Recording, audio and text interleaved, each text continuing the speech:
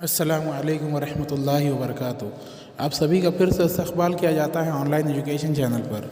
आज हम हमारे इस वीडियो में मुरक्कब अल्फाज किसे कहते हैं उस टॉपिक के बारे में पढ़ेंगे और उसकी कुछ मिसालें भी देखेंगे।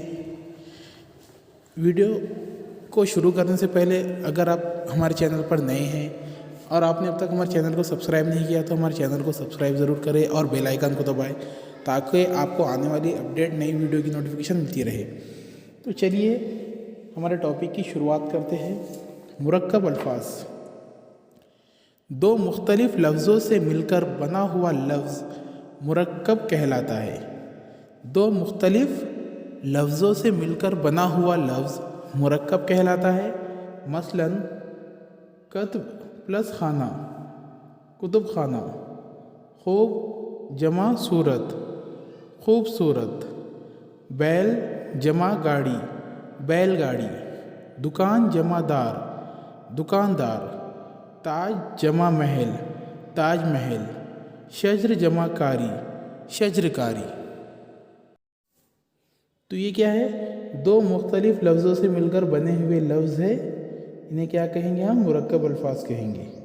उसके बाद आगे देखते हैं।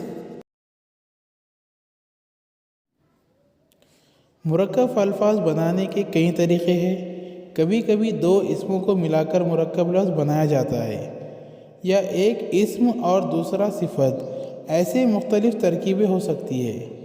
मुरक्कब अल्फाज बनाने के कई तरीक़े हैं। कभी कभी दो इस्मों को मिलाकर मुरक्कब लफ्ज़ बनाया जाता है या एक इस्म और दूसरा सिफत, ऐसी मुख्तलिफ तरकीबें हैं। जैसे मसलन गुल जमा बदन, गुल बदन।